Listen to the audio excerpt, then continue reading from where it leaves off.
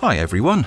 In this tutorial, we are going to introduce you to GeoTracker, a 3D object tracking plugin for After Effects. You'll see how to install the plugin and learn the tracking pipeline. We'll cover basic camera settings and talk about using tracking results. Next, we'll see how geometry primitives and masks can help you, and finally take a quick look at the essential appearance settings. GeoTracker allows you to reconstruct the 3D movement of an object in the footage. This is called 3D tracking. Using the built-in tools of After Effects, third-party plugins and other 3D software, tracked objects can then be replaced, enhanced, used as particle emitters, and so on. Let's see how it works. To install GeoTracker, visit our website, download the package, launch the installer, and follow the instructions. GeoTracker will appear in the Effects and Presets list. We're going to track the car in this footage using its 3D model. To get started, add the footage to the timeline and apply GeoTracker. The analysis of the footage will automatically begin. You can always check its progress in the Effect Controls panel. In the meantime, you can import a 3D model of the object you want to track. GeoTracker supports FBX, OBJ, and DAE formats. Once the model is loaded, you'll see its wireframe in the viewport. It's an overlay, which is only visible when the effect, in this case GeoTracker, is selected. When the analysis is finished, you can start tracking. The first step of tracking is setting up the initial position of the model, aligning its wireframe with the object in the footage. You can do this by dragging the points on the model to the corresponding points in the frame. We call these little red dots pins. You can remove a pin by clicking on it with the right mouse button. Note that pins are used only for positioning the model and don't affect tracking. To understand what is going on here, let's look at the results group.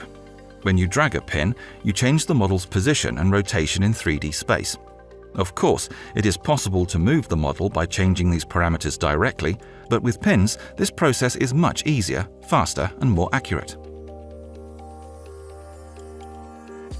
Once you have placed the model and analysis of the footage has finished, you can start tracking. First, press the Open Toolbar button. Toolbar is a panel holding all tracking control buttons, which are active only when GeoTracker is selected. Let's attach it to the stack on the right so you don't need to open it next time. Now press the Track button. As you can see in the beginning, the model follows the object quite accurately. But at some point it slides off. It's time to stop tracking and fix the model position. Let's do it on this frame and see what happens. The new model position was recorded in a keyframe in the current frame, and if you press U on a keyboard, you will see that all tracking data is stored in keyframes. There are position and rotation keyframes and 2 manual keyframes. This one is the initial keyframe, and this one was just created. The second keyframe fixes tracking only in its frame, so the range between the keyframes still contains old tracking data. As you can see, the wireframe jumps when we switch between the manual keyframe and the frame just before it. To update tracking data between keyframes, place the playhead between them and press the Refine button in the toolbar. Tracking has been updated and the movement of the model flows smoothly through the keyframes. Let's press play and see what happened. To make the wireframe overlay visible in the viewport while playing the video, unfold the Preview panel and enable the Show Overlays and Layer Controls. The tracking is much better, but the model still slides a little bit in the middle. You can fix it with one more keyframe. Note that Refine and Tracking don't modify the manual keyframes, they only change the tracking between these manual keyframes. If you press the Refine button right after aligning the model, GeoTracker will retrack the areas between the new keyframe and the nearest left and right manual keyframes. Let's review the result to make sure everything is all right now. The movement of the model in this range became smooth and accurate, so we can jump to the last manual keyframe and track the remaining frames of the footage. By the way, you can move between keyframes using the keyframe navigation buttons in the toolbar. As you can see, the tracking results in this range are a little bit inaccurate again, so let's fix it using keyframes and refine like we did before. You can set as many keyframes as needed until the result is perfect, but we recommend keeping the number of keyframes as low as possible to avoid jerky movement. When you're done, you can press play and check the final result. At first sight, the tracking looks good enough, but if you zoom in on the footage, you'll see that the model is a bit off. It's happening because of the incorrect camera parameters. Let's check the camera group. By default, GeoTracker uses the active camera, which isn't visible anywhere. The easiest way to change the camera settings is to create a new camera layer and adjust its parameters. You need to set the correct focal length and film size, which should be the same as the parameters of the real camera that was used to film the footage. Now this camera has become active because it's the topmost camera layer in the composition, but you can also see and select any camera layer in this list.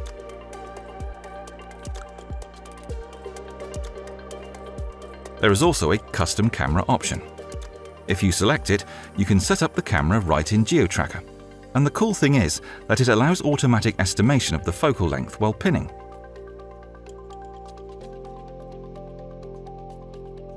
See, it gives us a number which is pretty close to the focal length of the real camera.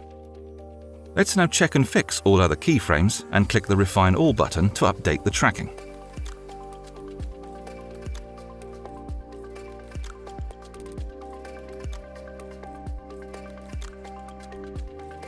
We'll talk about cameras in detail in our future tutorials, so let's go ahead.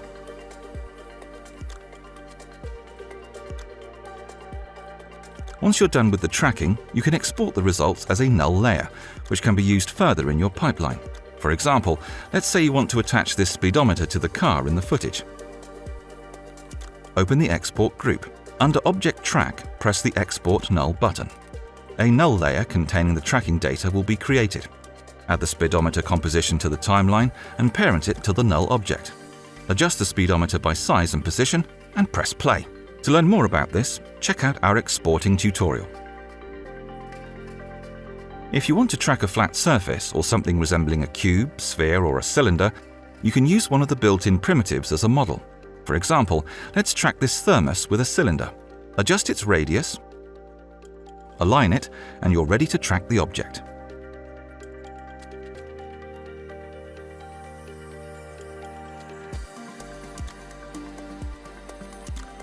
Often you have to deal with occlusions in front of the object you want to track. Let's track the phone screen with a plain primitive.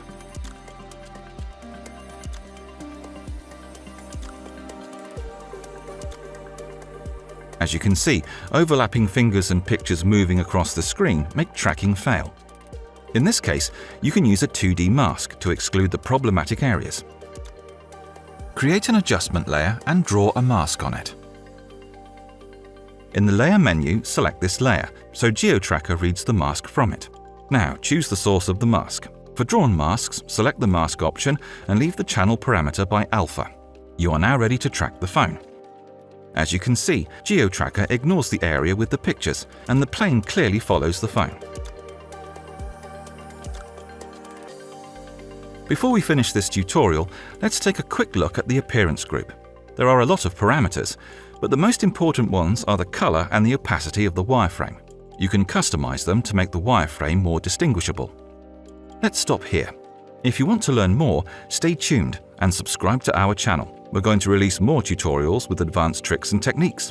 If you haven't already, download GeoTracker and enjoy the fully functional free trial.